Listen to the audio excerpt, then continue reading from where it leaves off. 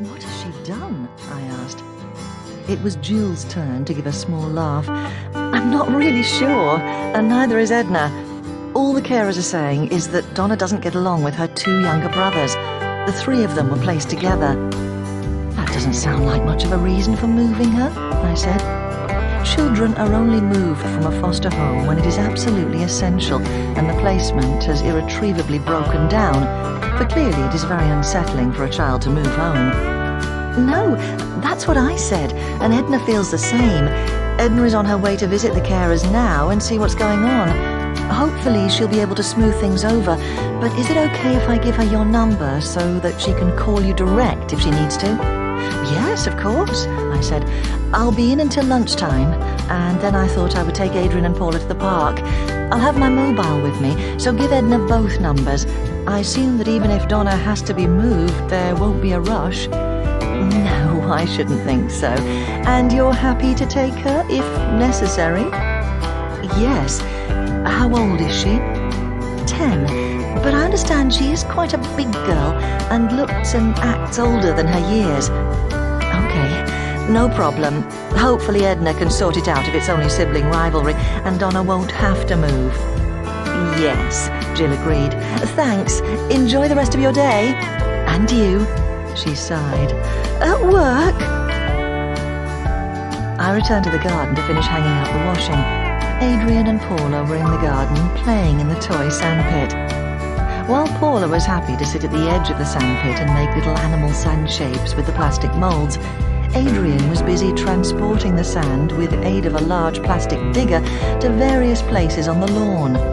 There were now quite sizable hills of sand dotted on the grass, as if some mischievous mole had been busy underground.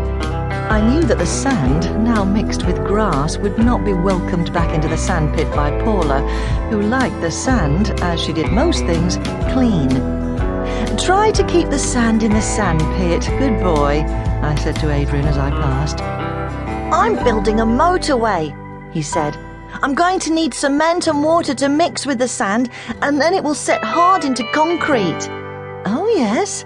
I asked doubtfully. "It's to make the pillars that hold up the bridges on the motorway. Then I'm going to bury dead bodies in the cement in the pillar." "What?" I said.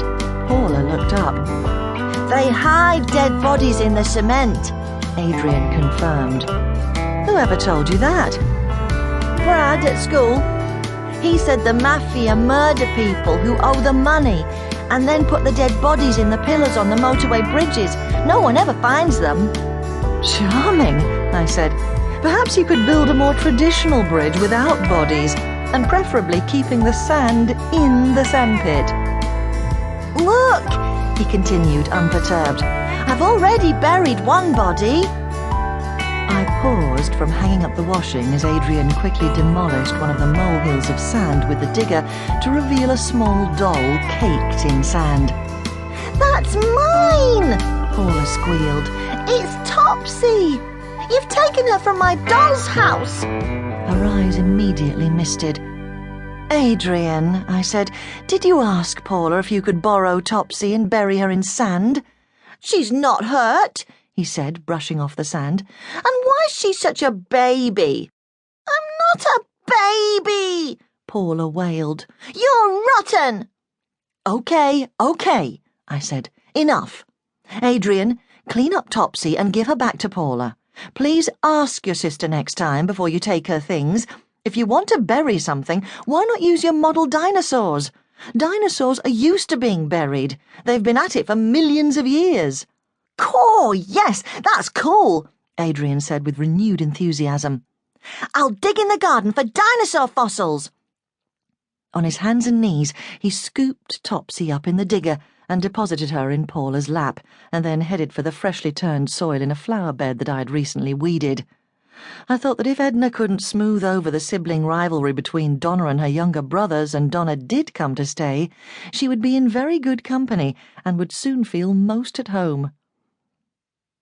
I made the three of us a sandwich lunch, which we ate in the garden under the shade of the tree. Then I suggested to Adrian and Paula that we went to our local park for an hour or so. The park was about a 10-minute walk away, and Adrian wanted to take his bike and